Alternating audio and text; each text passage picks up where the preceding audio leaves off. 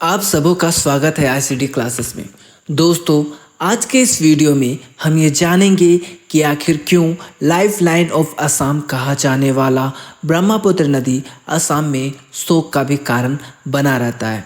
दोस्तों, आज इस वीडियो में हम जानेंगे कि कैसे ब्रह्मपुत्र नदी ही असम में बाढ़ लाने का मुख्य कारण है। साथ ही हम इन बातों पे भी चर्चा करेंगे कि बाढ़ के आने के कारण असम में क्या क्या कठिनाइयाँ होती हैं। तो दोस्तों, अगर आप लोग इस चैनल में नए हैं तो इस चैनल को सब्सक्राइब कर ले, साथ ही बेल आइकन को भी प्रेस कर ले ताकि हमारे वीडियो की नोटिफिकेशन आप तक पहुंच सके और आप अपने नॉलेज को ज़्यादा से ज़्यादा बढ़ा सके। बाढ़ में जानने के पूर्व हम असम के बारे में कुछ बातें कर लेते हैं। उत्तर पूर्व मध्य में स्थित भारत का एक खूबसूरत राज्य असम 3.1 करोड़ की आबादी के साथ अपनी जैव विविधता और कई जनजातियों के मिश्रण के कारण एक अलग पहचान रखता है।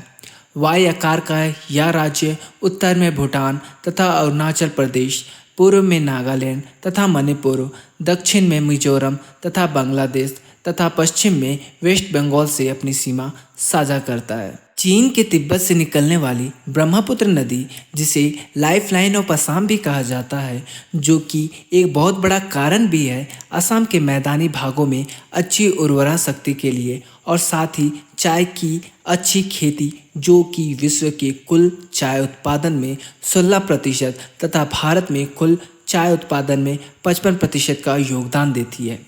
यह ब्रह्मपुत्र नदी असम की शोक का भी कारण रहा है। 5000 की ऊंचाई से तिब्बत से होकर अरुणाचल प्रदेश से होकर 100 मीटर की ऊंचाई वाले असम में कई गुना वेग से गिरने के कारण असम लबालब पानी से भर जाता है। ब्रह्मपुत्र अपने रास्ते में मिट्टी तथा चट्टानों को काटते हुए आगे बढ़ती है, जिसके कारण उसके तलहटी में बहुत सारे गाद यानी कि सिल्ट जमा हो जाता है, जिस कारण नदी का पानी अगल बगल के क्षेत्रों में चला जाता है तथा जनजीवन वाले क्षेत्रों को जलमग्न कर देता है। असम में बाढ़ के आने का मुख्य कारण अगल बगल के राज्यों का पहाड़ी क्षेत्र होना भी है।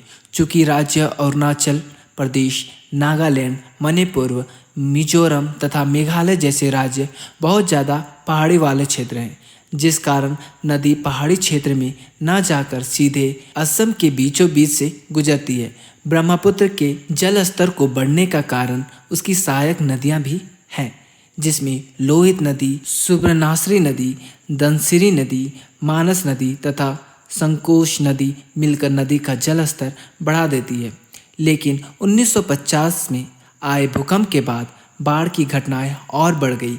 जैसा कि आप सभी जानते होंगे, टेक्टोनिक प्लेट में होने वाली हलचल के कारण ही भूकंप आता है। तो इस भूकंप के कारण ही वहाँ की भौगोलिक स्थिति में परिवर्तन भी आया, जिस कारण 5000 मीटर से आने वाली ब्रह्मपुत्र नदी पहाड़ी क्षेत्रों के दरारों से होकर चारों तरफ पहाड़ों से घिरे असम में चली जाती है। असम में आने वाले बाढ़ से न केवल असम के लाखों लोग बल्कि अपने बायोडायवर्सिटी के लिए प्रसिद्ध वहाँ के अभयारण्य फॉरेस्ट रिजर्व भी प्रभावित होते हैं। एक सींग का गेंडा तथा वाइल्ड बफेलो के लिए प्रसिद्ध काजीरंगा नेशनल पार्क भी इससे बुरी तरह प्रभावित होता है, जिससे कई जानवर भी मर जाते हैं। यह आंकड़ा इतना बड़ा होता है कि किसी को भी विचलित कर सकता है। जानवरों की बाढ़ में होने वाली मौत शिकार तथा तस्करी में होने वाली मौत से भी अधिक होती है। ज़रूरत है तो सरकार को इस राज्य की तरफ अधिक से अधिक ध्यान देने की और उन्हें बेहतर क्षेत्र प्रदान करने की तथा बाढ़ के कारण होने वाले दुष्प्रभावों को कम करने की तथा बाढ़ से निपटने के लिए उपाय ढूंढने की। इसी के साथ अलविदा चाहूँगा। साथ ही अगर आप जानना चाहते हैं कि बिहार में बाढ़ आने का कारण क्या है तो आई बटन में क्लिक करें और इस चैनल को ज़रूर से ज़रूर सब्सक्राइब कर लें। धन्यवाद।